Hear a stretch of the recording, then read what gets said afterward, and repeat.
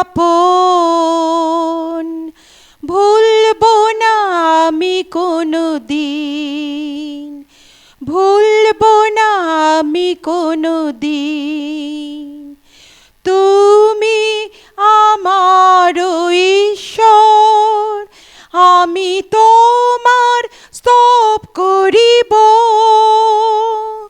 তুমি আমার ঈশ্বর, আমি তোমার স্তব করিব। চরণের প্রদীপ হয়ে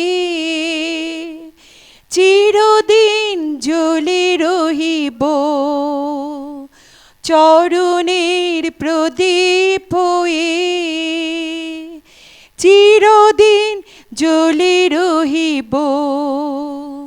প্রভু দিলেন জীবন, করলেন আমায় আপন, ভুলবো না কো আমি কোনো দিন, ভুলবো না আমি কোনো দিন। খ্রিস্ট যিশুর আরাধ্য নামে সকলকে স্বাগত জানাই, প্রার্থনা করি। যিশুর একটা বাণী আছে, যেখানে 2-3 জন আমার নামে একত্র হয়েছে তাদের মধ্যে আমি উপস্থিত থাকব। তা আমরা এই বচন অনুসারে একত্র হয়েছি। আমাদের অনেক ব্যক্তিদের প্রার্থনা, প্রভু আমি একটু শান্তশিষ্ট জীবন যাপন করব। ঠিকই, আমাদের শান্তশিষ্ট জীবন যাপন করার জন্যই ঈশ্বর আমাদের সৃষ্টি করে এদেন বাগানে রেখেছেন। আজকে আমাদের আশীর্বাদের একটা বচন আমরা শুনব। অনেক ব্যক্তিরা আর্থিক সমস্যার মধ্যে কষ্ট পাচ্ছে বলে অনেক প্রকারে দুঃখ যন্ত্রণায় ভুগছে। কেউ না কেউ বলে কী করে ঋণটা শোধ করতে পারবো। আজকে সকালে আমাকে ফোন করে জানালো কী করে আমার ঋণ শোধ করবো। অনেক ঋণ আছে, স্বামীকে জানাতে পারছে না, কি করব জানি না, এই দুঃখে তাপিত। বাইবেলে একটা বাণী আছে, সে বাণী হচ্ছে, তুমি প্রভুকে তোমার দশমাংশ এবং প্রথমাংশ দান করো, তবে তোমার গলা ঘরে আশীর্বাদ প্রচুর পরিমাণে আসবে। কারণ ঈশ্বর চায় যে আমরা দশমাংশ অথবা প্রথমাংশ দিই। বাইবেলে থেকে কয়েকটা বচন আমরা শুনব। প্রথম বচন হচ্ছে আদি পুস্তকে 14 অধ্যায়ে আব্রাহামের কথা। আব্রাহাম যখন যুদ্ধ করতে গেল, যুদ্ধে জিতে পেরেছে, ফিরে এসে সে মহাযাজক মেলকিসেদেকের কাছে গিয়ে কি করেন, তার অর্থ দান করে। সেই অর্থদানের কথা আমরা শুনি। আব্রাহাম কেদরলাওমের ও তার সঙ্গে রাজাদের পরাজিত করে ফিরে আসার পর সদমের রাজা তার সঙ্গে সাক্ষাৎ করতে সামবে উপত্যকায় অর্থাৎ রাজার উপত্যকায় গেলেন। ইতিমধ্যে সালোম রাজা মেলকিসেদেক রুটি ও আঙ্গুর রস উৎসর্গ করলেন। তিনি ছিলেন পরাৎপর ঈশ্বরের মহাযাজক। তিনি এই বলে আব্রাহামে আশীর্বাদ করলেন। আব্রাহাম স্বর্গমর্তের অনেক জনক পরাৎপর ঈশ্বর দ্বারা আশীষধন্য হন। আর ধন্য সেই পরাৎপর ঈশ্বর, যিনি তোমার শত্রুদের তোমাদের কাছে তুলে দিয়েছেন। এ কথাটা শুনছে মেলকিসেদেক আব্রাহামকে আশীর্বাদ করছেন। আর আব্রাহাম সমস্ত কিছুর দশমাংশ তারই হাতে তুলে দিলেন। আব্রাহাম দশমাংশ দেওয়ার সময় মহাযাজক মেলকিসেদেক রুটি দ্রাক্ষরস নিয়ে উৎসর্গ করে প্রার্থনা বলে তারপরে বলেছেন আব্রাহাম আশীষধন্য হন। সেই সময় থেকে আব্রাহাম আশীষধন্য করতে শুরু করলো। আর্থিক অনুগ্রহ এত বেড়ে গেছে যে তার চিন্তার বাইরে তার ধন সম্পত্তির সীমা। আব্রাহাম স্বর্গমর্তে জনক পরাৎপর ঈশ্বর দ্বারা আশীষধন্য হয়ে গেছে। মেলকিসেদেক আশীর্বাদ করে আব্রাহাম কী করলেন, সব কিছুর দশমাংশ তারই হাতে তুলে দিয়েছে। ঈশ্বর আমাদের যখন সৃষ্টি করেছেন, ঈশ্বরের কোনো কিছুর অভাব নেই, সব কিছু আছে। তাহলে কেন আমাদের ঈশ্বর বলে দশমাংশ দিতে? পুরানো সন্ধিতে অনেক একটা দেখতে পাচ্ছি, নতুন সন্ধিতে সাধু পল এই বিষয়ে একটু সতর্ক করে শিক্ষা আছে। কেন এই দশমাংশ দিতে ঈশ্বর বারবার বলছে? ঈশ্বরের কোনো অভাব আছে? অভাব নেই। কিন্তু দশমাংশ দিয়ে প্রভুকে সম্মান করো বলেছে। এটা প্রভুকে সম্মান করা। প্রভুকে সম্মান করতে দশমাংশ দিতে ঈশ্বর বলে। দশমাংশ মাত্র না, প্রথমাংশ তোমরা দান করতে পারবে। প্রথমাংশ। বাইবেলে যাত্রা পুস্তকে 23 অধ্যায়ে প্রথমাংশের বিষয়ে ঈশ্বর জানাচ্ছে, তোমাদের প্রথমাংশ ভাণ্ডারে আনো। 19 পদটা আমি তোমাদের শোনাচ্ছি।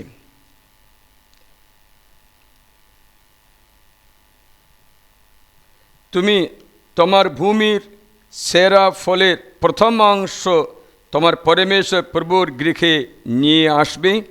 তুমি ছাগের শাবককে তুমি তোমার ভূমির সেরা ফলে প্রথমাংশ তোমার পরমেশ্বর প্রভুর গৃহে নিয়ে আসবে।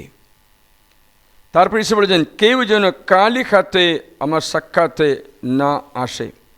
Don't come to me with empty hand. কালি হাতে আমার কাছে আসবে না। পদসংখ্যা 15 শোনাচ্ছে, কেউ যেন কালি হাতে আমার শ্রীমুখ দর্শন করতে না আসে। ঈশ্বর বলছেন, তোমার প্রথমাংশ ভাণ্ডারে আনো। মানে হচ্ছে এই ভাণ্ডারে অনেক ব্যক্তিরা আছে, যেমন গরিব, বিধবা, অনাথ শিশুরা, তাদের খাবার দিতে, তাদের দান করতে ভাণ্ডারে তুমি এসব নিয়ে আসো, যেন আমার ঘরে আহারও থাকে, খাদ্য থাকে। প্রিয়জনেরা, তার জন্য ঈশ্বর আমাদের বলে তোমার প্রথমাংশ দান করো। বাইবেলে ঈশ্বর আর একটা বলছেন, আমরা শুনি যে দশমাংশ ও প্রথমাংশ বিষয়ে, honour God with goods you have. তোমাদের অর্থ দ্বারা প্রভুকে সম্মান করো। প্রভুর কোনো অর্থের দরকার আছে তার জন্য নয়, প্রভুর কোনো প্রয়োজন আছে তার জন্য নয়। প্রভু আমাদের শিক্ষাছে আশীর্বাদ বাড়াবার উপায় শিক্ষাছে। প্রভুর আমাদের অর্থ নিয়ে কোনো কিছু নাকি প্রভু নাকি আমাদের খাদ্য দিয়ে খায়, আমাদের খরচা দেবে জীবনযাপন করে, তা নয়। প্রভু স্বর্গামর্তে সৃষ্টা, সব কিছুর অধিকারী তিনি, তার কোনো কিছুর অভাব নেই। কিন্তু সেই ঈশ্বর আমাদের কি বলছেন জানো? আমি তোমাদের শোনাচ্ছি, honour Yahweh with what goods you have. প্রভুকে সম্মান করো তোমার যা কিছু আছে তা দিয়ে। প্রভুকে তুমি সম্মান করো। মানে হচ্ছে, যখন আমরা প্রথমাংশ অথবা দশমাংশ ঘরে নিয়ে আসি প্রভুর ঘরে, তখন আমরা অজানা আমাদের অর্থ দিয়ে প্রভুকে আমরা সম্মান করে থাকি। আমাদের জীবনের কষ্ট দুঃখের অংশ প্রভু হয়ে যায়, আমাদের ফসলের অংশ প্রভু হয়ে যায়। তারপরে বলছেন, and the first fruit of all your produce, তোমার প্রথমাংশ নিয়ে আসো। তাহলে কি হবে? প্রবচনমালা অধ্যায় 3 পদসংখ্যা 9 এবং 10 দয়া করে শুনবে। তুমি তোমার ধন দ্বারা প্রভুকে সম্মান করো, তোমার সমস্ত শস্যের প্রথমাংশ দ্বারা তাকে সম্মান করো। তবে তোমার যত গলাঘর শস্যের প্রাচুর্যে ভরে উঠবে, তোমার মাড়াই কুণ্ড নতুন আঙ্গুর রসে উত্তলে পড়বে।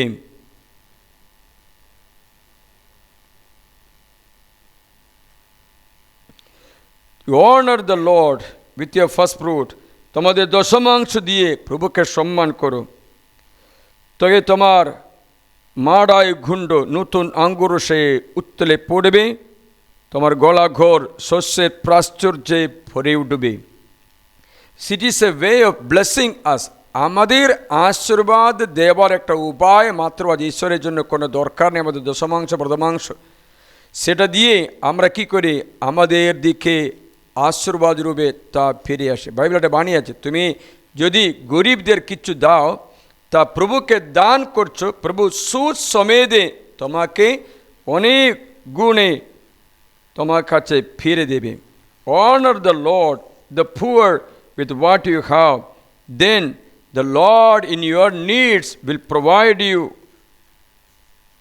প্রিয়জনরা, তা তোমাদের অর্থ দিয়ে তুমি যখন প্রভুকে কিছু দান করে, এটা দরিদ্র ব্যক্তিকে দিলে, তা প্রভুকে দান করে সে তার জীবনকালে তোমাকে ফেরত দেবে বলেছে। মানে হচ্ছে, অন্য ভাষায় বলে, তোমার অর্থ দশমাংশ তুমি দেওয়া তোমার জন্য এক সময়ে ফিরে পাওয়ার একটা, যেমন চাকরি করলে গভর্নমেন্ট সার্ভিস চার্জ নিচ্ছে, তারপরে পেনশন রূপে পাঠাচ্ছে। এতটুকু মনে করলে বুঝতে পারবে। তোমাদের চাকরি করার সময় একটু একটু গভর্নমেন্ট তোমার চাকরি থেকে পয়সার ইনকাম কটা নেবে, স্যালারিতে কিছু নেবে, কিছু নিয়ে রেখে দেবে, তাদের সুসময়ে তোমার রিটায়ারমেন্ট যখন হয় এটা তুমি পেনশন রূপে ফেরত পাই। তাহলে এই বচনটা শুনে দরিদ্রকে যে ভিক্ষা দান করে সে প্রভুকে ধার দেয়, তিনি তার সেই উপকারে যোগ্য প্রতিদান দেবেন। In English, whoever is kind to the poor is lending to Yahweh, who will repay him the kindness done.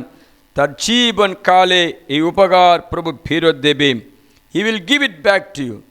মানে হচ্ছে আমরা প্রাশ্চর্যের সময়ে রেখে দেওয়া সম্পত্তি দুর্ভিক্ষের সময়ে যেমন কাজে লাগে, তেমনি প্রভুর কাছে দান করা অর্থ সম্পত্তি প্রভু তা সুরক্ষিতভাবে রেখে তোমার জীবনকালে তোমাকে ফেরত দেবে তো দেবে। তার জন্য প্রভু বলছেন তোমার অর্থ দ্বারা তুমি প্রভুকে সম্মান করো, তবে তোমার বার্ধক্যকালে তোমার জীবনে কোনো অভাবের সময়ে তুমি অনুগ্রহ পাবে। Alms giving is like a signet ring to him.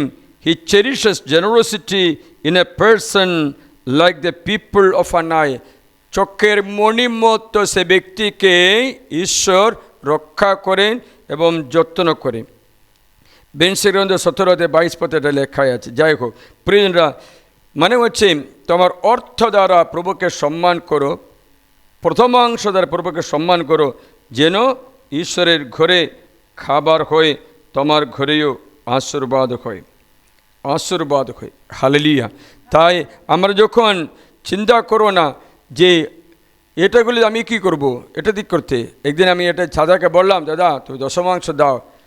হ্যাঁ, ফাদারদের খাওয়ানোর জন্য, ফাদারের জন্য অনেক ব্যবস্থা হবে, আমার টাকা দিয়ে ফাদারকে যেন খাওয়াও। ফাদারকে খাওয়ানোর জন্য নয়, পুরোহিত সে পয়সা দিয়ে তোমার খরচাতে জীবনযাপন করে না, কিন্তু তুমি পুরোহিতদের জন্য খরচা দিতে হবে, বাইবেলে লেখাই আছে। দশমাংশ প্রথমাংশ প্রভুর এই ঘরে কার জন্য যদি জানতে প্রভু বলছে তা আমি জানাবো কার জন্য সেটা দিতে হয়। বেনসির গ্রন্থ 7 অধ্যায়টা খুলবে, বেনসির গ্রন্থ 7 অধ্যায়, সেখানে প্রভু বলছেন পদ সংখ্যা 29 থেকে শোনায়, 29 থেকে। সেখানে ঈশ্বর বলেন তোমার পুরোহিতের কথা স্মরণে করবে। তোমাদের শোনাচ্ছি, প্রভুকে সমস্ত প্রাণ দিয়ে ভয় করো, তার যাজকদের সম্মান করো, তোমার নির্মাণকর্তাকে সমস্ত শক্তি দিয়ে ভালোবাসো, তার সেবকদের প্রতি অবহেলা করো না। প্রভুকে ভয় করো, যাজককে শ্রদ্ধা দেখাও, যাজকদের প্রাপ্য অংশ তার হাতে দাও।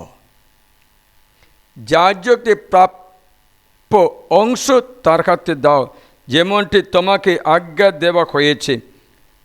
প্রথম ফসল সংস্কার বলি, অর্ঘ্যরূপে পশুটার কাঁধ, পবিত্রতা লাভের বলি, পবিত্র সমস্ত বিষয়ে প্রথমাংশ। Give the first fruit. Fear the Lord, honor the priest, give him the portion enjoined on you.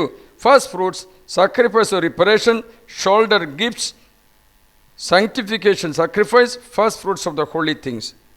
প্রভুকে শ্রদ্ধা করতে বলেছে, মানে হচ্ছে লেবি পুরোহিত বাকি 12-11 গোত্রের সঙ্গে জমি অথবা জায়গায় দেওয়া হয় না, বরং বাকি 11 জনকে বলে তোমরা দশমাংশ 10 ভাগ, তোমার অর্থের 10 ভাগ লেবিকে দেবেন। সে পুরোহিতের কাজ করবে, সে তো চাষবাস করবে না, মাটি দাবে না, কোনো মাটির অংশ থাকবে না। There is no share with other people on the land, the Levites. Levites আমরা দশমাংশ দিতে বলেছে, 10 ভাগ, মানে যে আপনার পুরোহিতদের আপনি সেবা যত্রকে দশমাংশ দিতে বলেছে। তাহলে বাকি সকলে যখন 90% যখন পায়, লেবি 110 পাবে, কারণ 11 গোত্র 10% দিলে লেবি অংশ কতটা হবে? 110। বাকি সকলের 110 কম আছে, মানে 90 যখন পায়, পুরোহিতদের 110 পায়। শুনছো না? শুনছো? তাই ভাই এটা তোমার কর্তব্য বলেছে, এটা অবহেলা করতে নেই বলেছে। তাহলে তোমাদের জীবনের আশীর্বাদ প্রাচুর্য রূপে হয়ে আসবে। Hallelujah, hallelujah. প্রিয়জনেরা, তাই বাইবেল আমাদের সতর্ক করে বলে তোমরা স্মরণ করে দাও। এই বাইবেলে যাকবের কথা আমি তোমাদের স্মরণ করেছি। যাকব যখন তার ভাইয়ের ভয়ে লাবানের বাড়িতে পালিয়ে যাবার সময় এমন একটা জায়গাতে পৌঁছল, সেখানে পৌঁছবার পর প্রভুর কাছে একটা শপথ করেছে, প্রভু আমি তো ভাইয়ের কাছ থেকে পালিয়ে যাচ্ছি, আমার কাছে কিচ্ছু নেই, খাবার পর্যন্ত আমার হাতে নেই, আমার একটা লাঠি মাত্র, আর কিচ্ছু নেই আমার হাতে, তার জন্য একটু দয়া করে বলে একটা প্রতিশ্রুতি নিচ্ছে। সেই প্রতিশ্রুতির মধ্যে একটা আছে, আমি তোমাকে দশমাংশ দেব। এবার আমি স্মরণ করে দিচ্ছি কিসের জন্য যেন বাক্যটা শুনবে। আমি তোমাদের 20 পদটা শোনাচ্ছি। যাকব এই বলে মানত করলেন, 28 তাই 20 পদ আদি পুস্তকে, জেনেসিস চ্যাপ্টার 28 ভার্স 20। কি জানেন, যাকব এই বলে মানত করলেন, পরমেশ্বর যদি আমার সঙ্গে সঙ্গে থাকেন, দ্বিতীয়, এবং এই যে যাত্রা করছি তিনি যদি সেই যাত্রাপথে আমাকে রক্ষা করেন, দ্বিতীয়, তৃতীয়, তিনি যদি আমাকে আহারের জন্য খাদ্য দেন, চতুর্থ, পানের জন্য পরনের জন্য বস্ত্র দেন, দান করেন, আর আমি যদি সুষ্ঠুভাবে পিতৃগৃহে ফিরে আসতে পারি, তবে প্রভু হবেন আমার আপন পরমেশ্বর। এই যে পাথর আমি স্মৃতিস্তম্ভ রূপে দাঁড় করিয়ে রেখেছি তা পরমেশ্বর একটা গৃহ হবে, আর আমাকে যা কিছু দেবে আমি বিশ্বস্তভাবে তার দশমাংশ তোমাকে অর্পণ করব।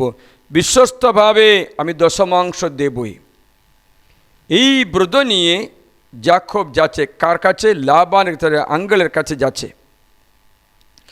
প্রভুর সঙ্গে থাকো, যাত্রা সুরক্ষা করো, খাবার দাও, জল দাও, বস্ত্র দাও, পিতৃগৃহেই যেন পৌঁছতে পারে সুষ্ঠু শরীরে।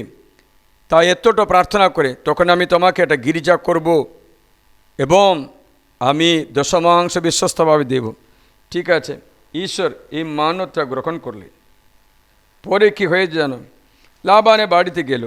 লাবানের বাড়িতে যাওয়ার সময় দেখতে পেল লাবান তাকে ঠকিয়ে থাকে, অনেকবার ঠকাচ্ছে, পয়সা দিচ্ছে না, অনেকবার ঠকাচ্ছে।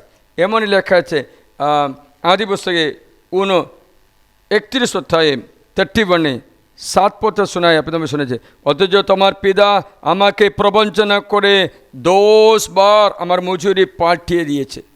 10 বার, মোটামুটি কত বছর কাজ করেছে যেন? 20 বছর।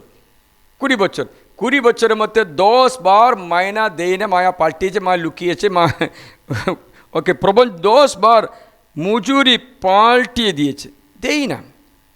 কিন্তু পরমেশ্বর তাকে আমার ক্ষতি করতে দেননি, দশমাংশ এখন ক্ষতি করতে দেননি।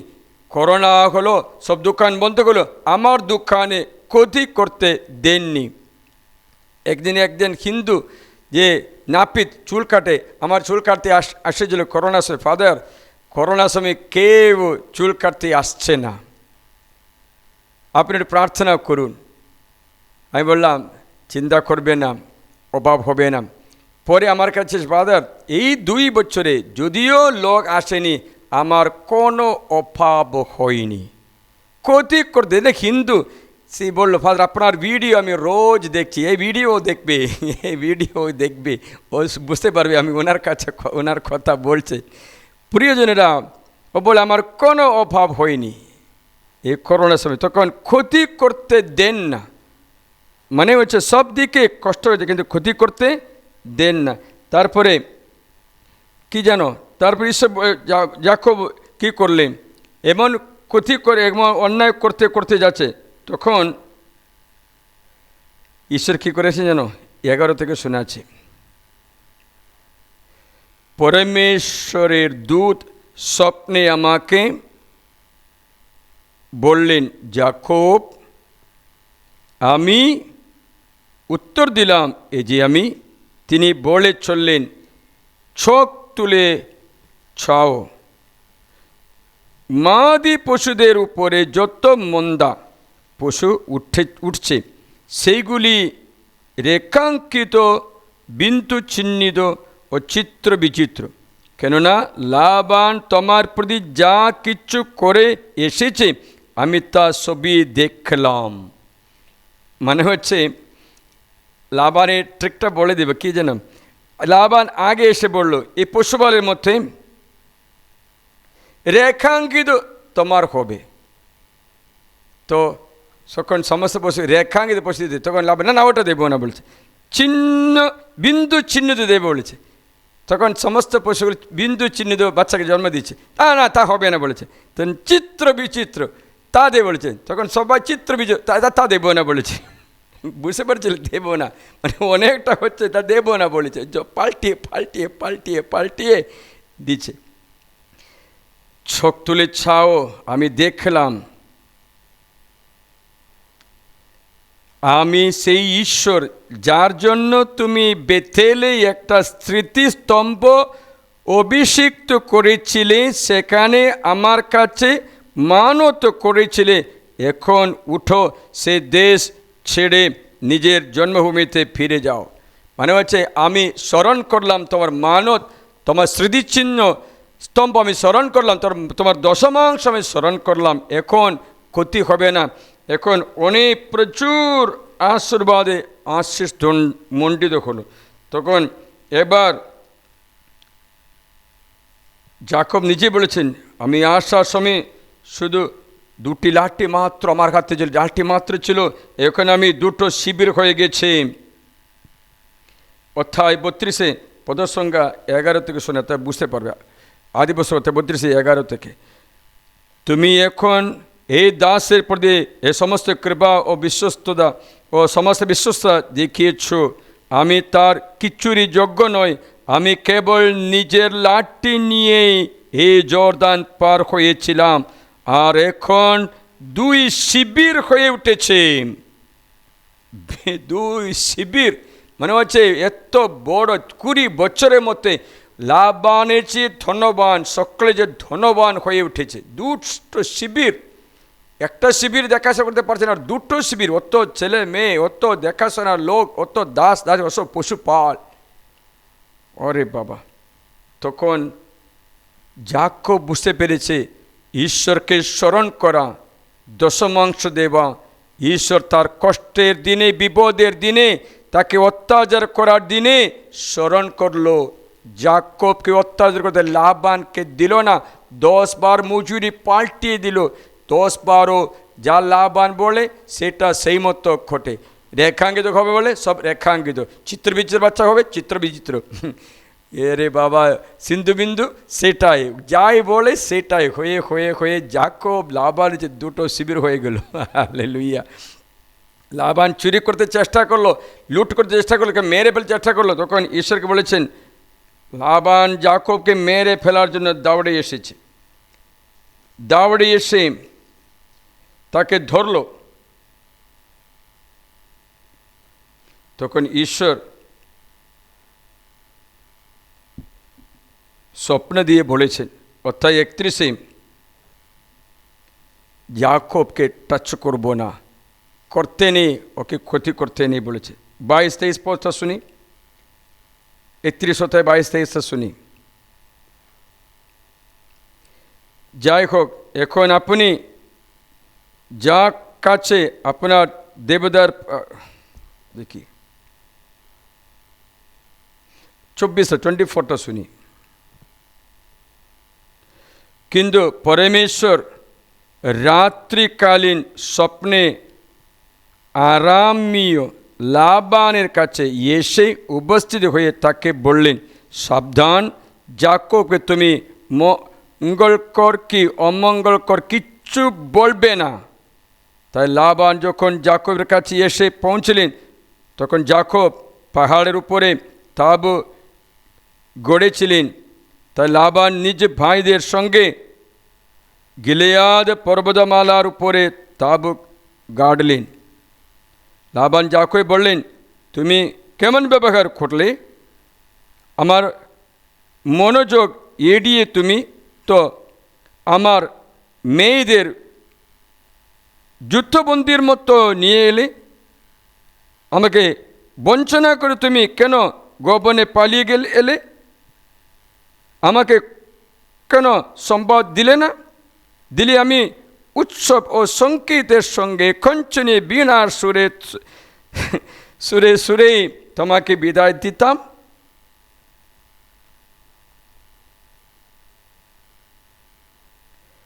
তোমার অমঙ্গল করতে আমার হাতের সামর্থ্য আছে।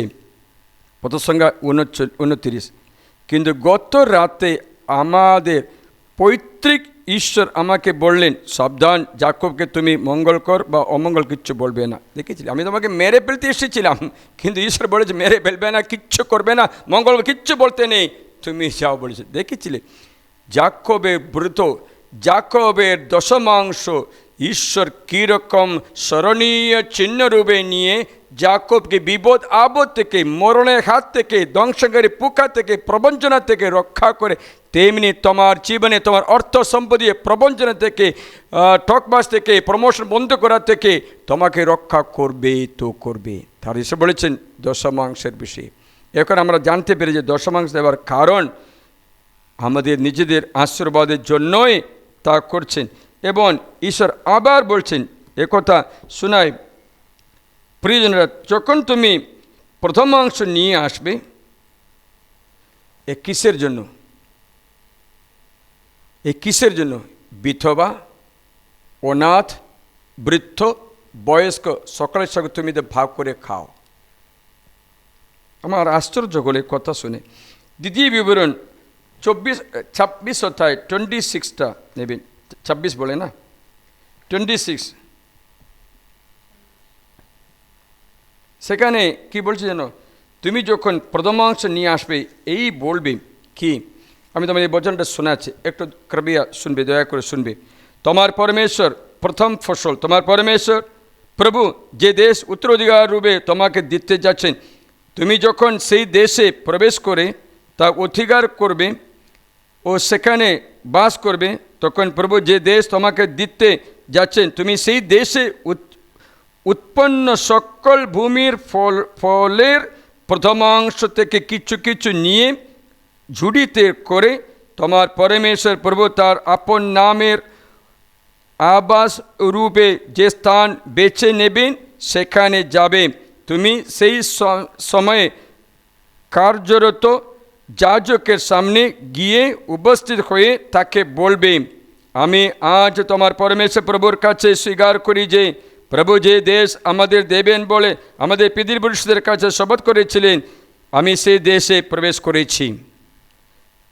তখন যাজক তোমার হাত থেকে সেই ঝুড়ি তুলে নিয়ে তোমার পরমেশ্বর প্রভুর যজ্ঞ বেদির সামনে রাখবে, আর তুমি তোমার পরমেশ্বর প্রভুর সাক্ষাতে এই কথা বলবে, আমার পিতা একজন ভবঘুরে আরামীয় ছিলেন।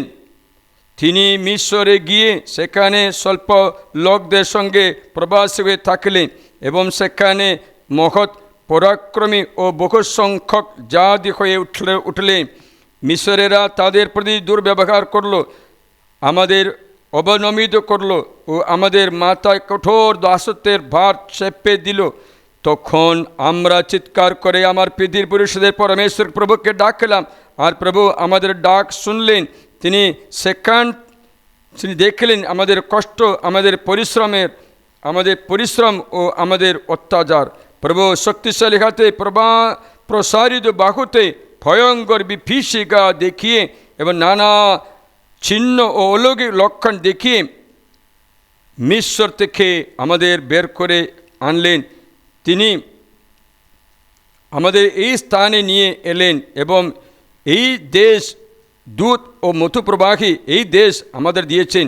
আর এখন প্রভু দেখো, আমি তোমাকে যে ভূমি দিয়েছ, তুমি আমাকে যে ভূমি দিয়েছ তার ফসলের প্রথমাংশ আমি আনছি। পরে তুমি তোমার পরমেশ্বর প্রভুর সামনে তা রেখে তোমার পরমেশ্বর প্রভুর সাক্ষাতে প্রণিপাত করবে। তোমার পরমেশ্বর প্রভু তোমাকে ও তোমার ঘরের সকলকে যা কিচ্ছু মঙ্গল দান করেছেন সেই সব কিছুতে তুমি সেই লেবীয় ও তাদের মধ্যে বাস করে সেই প্রবাসী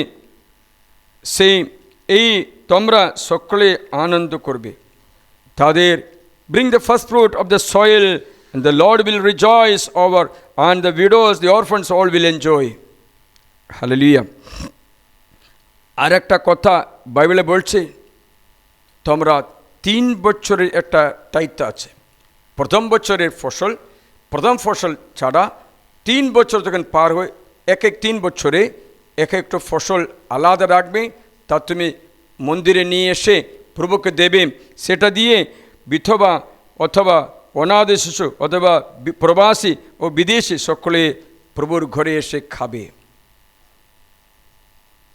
কিন্তু আমরা অনেকবার এই অ্যানুয়াল টাইথ ইয়ারলি টাইথ ও থার্ড ইয়ার টাইথ তৃতীয় বছরের টাইথ কখনো শ্রদ্ধা করিনি ওরা বলে এটা পুরানো নিয়মে আছে ফাদার এটা পুরানো নিয়ম নতুন নিয়ম যিশু কিছু বলে না তো বাবা পুরানো নিয়ম ইহুদিদের দেওয়া নিয়ম এটা নকশারি অধিকারী নতুন নিয়মের পূর্ব ছবি মাত্র আছে পুরানো নিয়মে পাস্কা বলি মেশাবো কেটে নতুন নিয়মে পাস্কা বলি যিশু মাংস রক্ত কেটে পুরানো নিয়ম নকশারি অধিকারী একটা চিহ্ন একটা প্রতীক একটা ইসে সিম্বল ওটা বাতিল করা হয় না এটা তুমি শিক্ষা নিয়ে তোমার দশমাংশ প্রথমাংশ বিষয়ে একটু শ্রদ্ধা করে দেখো তখন তোমাকে ক্ষতি করতে আসা শত্রুকে ও প্রতিরোধ করবে তোমার শস্যকে ধ্বংস করতে পোকাকে বাধা দেবে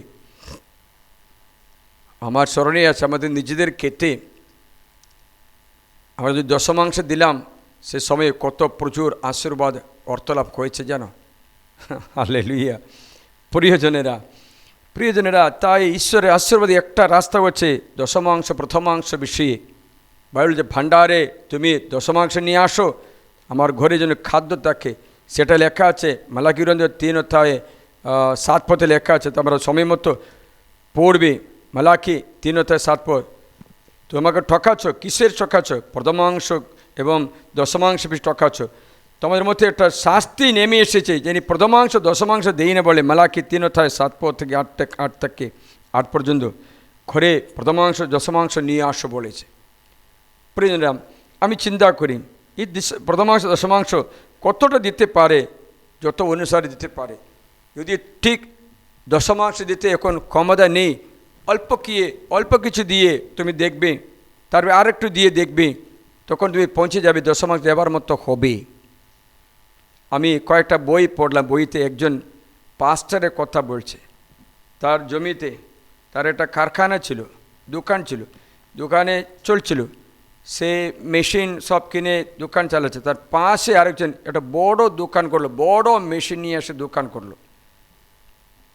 এখন ইনার দোকানের প্রোডাকশন বন্ধ হয়ে গেছে কারণ অনেক প্রোডাকশন করছে সবাই একটাতে যাচ্ছে এনার প্রোডাকশন বন্ধ তার দোকান বন্ধ করে দিল খাবার নেই এখন দোকান বন্ধ করে দিয়ে কি করলো যা আছে তা প্রভুকে দান করে দশমাংশ দিয়ে থাকে এখন সে কান্নাকাটি করে কী করে খাবো জানি না খাবার নেই তবুও দশমাংশ দিয়ে থাকে কি হলো জানো সেই বড় দোকানওয়ালা তার আরও কাজ বাড়াবার জন্য ইনার দোকান জিনিসগুলো কিনে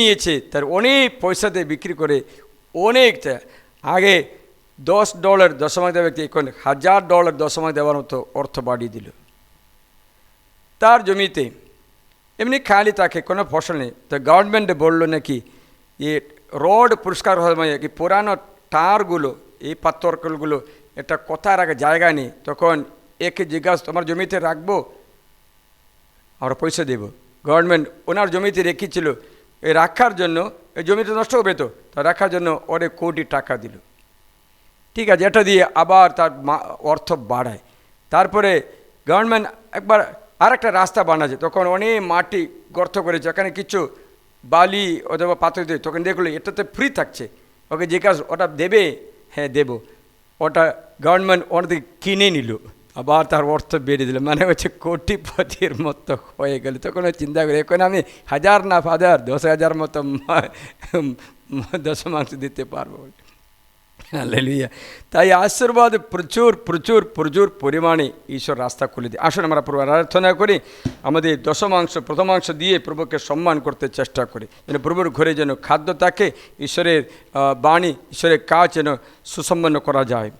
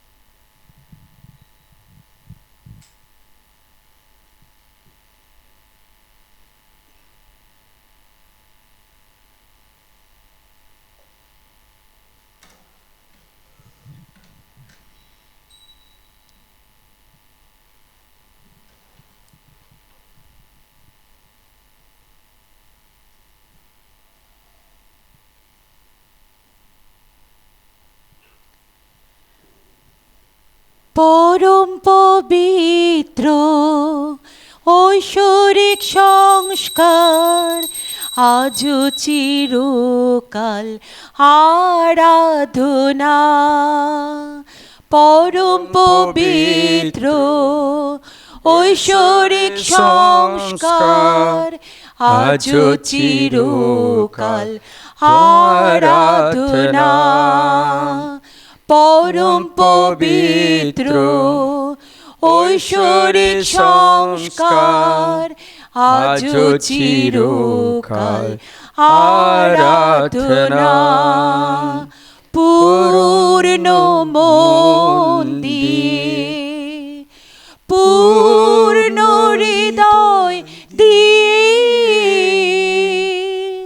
পূর্ণ আত্মা দিয়ে ও যিশু আমি তোমায় ভালোবাসি। সবকে সমর্পণ করি। পূর্ণ এই আরাধনার মধ্যে আমাদের আর্থিক অনুগ্রহ বেড়ে যায়। আমরা যেন বুঝতে পারি দশমাংশ প্রথমাংশ বিষয়ে আমরা যেন প্রভুকে সম্মান করি, পূর্ণ তারপরে আরাধনা করি, খালি হাতে না আসে। ও যিশু আমি তোমায় ভালোবাসি। আমাদের তুমি ভালোবেসে তুমি সৃষ্টি করেছেন, তাই সমস্ত বাধাগুলো যিশু খ্রিস্টের নামে দূর হয়ে যায়। ছেলে মেয়েদের রোগ ব্যাধি, স্বামীর রোগ ব্যাধি, অথবা কোনো অর্থের অভাব, ঘর নেই, ঋণ শোধ করার শক্তি ঈশ্বর খুলে দিন, রাস্তা খুলে দিন, অনুগ্রহের রাস্তা নদীর মতো প্রবাহিত হওয়ার জন্য এই ক্রুশে তোমার অর্থ আশীর্বাদ করি, তোমার বাধা দূর করি। এই জগতের জিনিসের চেয়ে আমরা প্রভুকে ভালোবাসি, এই জগতের জ্ঞানের চেয়ে এই জগতের জিনিসের চেয়ে এই জগতের জ্ঞানের চেয়ে সব কিছু ঊর্ধ্বস্থানে ও যিশু আমি তোমায় ভালোবাসি। সব কিছুর ঊর্ধ্বস্থানে ও যিশু আমি তোমায় ভালোবাসি। আরাধনা আরাধনা আরাধনা যিশু আরাধনা। হাল্লেলুয়া হাল্লেলুয়া হাল্লেলুয়া যিশু হাল্লেলুয়া। এই জগতের সম্পত্তির চেয়ে এই জগতের বন্ধুর চেয়ে এই জগতের সম্পত্তির চেয়ে এই জগতের বন্ধুর চেয়ে সব কিছুর ঊর্ধ্বস্থানে ও যিশু আমি তোমায় ভালোবাসি সব কিছুর ঊর্ধ্বস্থানে ও যিশু আমি তোমায় ভালোবাসি হালেলুয়া হালেলুয়া হালেলুয়া। প্রভু যিশুর নামে আশীর্বাদ করি যেন দশমাংশ প্রথমাংশ আশীর্ষণ হয়ে যাজকের ঘরে যেন প্রভুর অন্ন বস্ত্র যেন থাকে। প্রিয় যিশু এটা দ্বারা তোমার জনগণকে আশীর্বাদ ধার দিচ্ছে, তারা তোমার জীবনকালে তোমাকে ফেরত দেবে, এ বচন পূর্ণ হয়। এদের এই দুঃখের দিনে তুমি সান্ত্বনা দাও, বিচার বাধা দূর করে দাও, যেন তোরে তার স্বামীর সঙ্গে মিলিত হতে পারে। আশীর্বাদ করি যেন রোমানা সুস্থ হতে পারে, প্রভুর করুণা যাচনা করে। যারা প্রার্থনা সাথে যাচনা করে ব্যক্তিরা তোমার করুণা অনুভব করতে পারে, বন্ধন মুক্ত করতে পারে। এই ক্রুশের চিহ্নে তোমার পাশে দাঁড়িয়ে প্রার্থনা করি প্রভু যিশু, এই রোগীদের সামনে দাঁড়িয়ে, এই পাপীদের সামনে দাঁড়িয়ে তাদের হয়ে তোমার কাছে অনুরোধ করি যেন তুমি তাদের সুস্থ করে দাও, তাদের বাধা দূর করে দাও, যেন তারা তাদের গন্তব্যস্থানে পৌঁছতে পারে। Hallelujah hallelujah hallelujah. আরাধনা প্রভু, আরাধনা প্রভু। Thank you Jesus. মনির জন্য প্রার্থনা করে যেন আরো আশীর্বাদ লাভ করতে পারে। আরাধনা প্রভু, স্তুতি প্রশংসা প্রভু। যারা আমাদের সহযোগী দরখাস্ত পাঠায় তাদের সকলের করুণা আশীর্বাদ দান করো। প্রার্থনা করে ন্যান্সি প্রসাদ প্রার্থনা করে ও আশীর্বাদ করো, প্রদান করো। Thank you Jesus, praise you Lord. প্রভু যিশু তোমার করুণা, তোমার আশীর্বাদ তুমি বর্ষণ করো। সমস্ত রোগীদের প্রতি তোমার করুণা বর্ষণ করো। অরুণ বালা যেন তার জীবনে জীবন পাত্র যেন পেতে পারে, আশীর্বাদ করে। সকল ব্যক্তিদের জন্য তোমার কাছে করুণা প্রার্থনা যাচনা করে আশীর্বাদ করে। প্রিয় যিশু তোমার করুণা আমাদের উপর বর্ষণ করো। যারা কোনো অর্থের মধ্যে ঋণের মধ্যে আছে, স্বামীকে জানাতে পারছে না অথবা স্ত্রীকে জানাতে পারছে না অথবা জীবনে দুঃখে তাপিত হচ্ছে, তাদের রাস্তা আজকে খুলে দিচ্ছে। দশমাংশ প্রথমাংশ বিষয়ে তুমি শ্রদ্ধা করতে আশীর্বাদ দান করে পিতা ও পুত্র পবিত্র আত্মার নামে আমিন। এখন আমরা সাক্রামেন্টের আশীর্বাদ গ্রহণ করি। আমাদের সব কিছুর উপর ঈশ্বরের আশীর্বাদ থাকবে।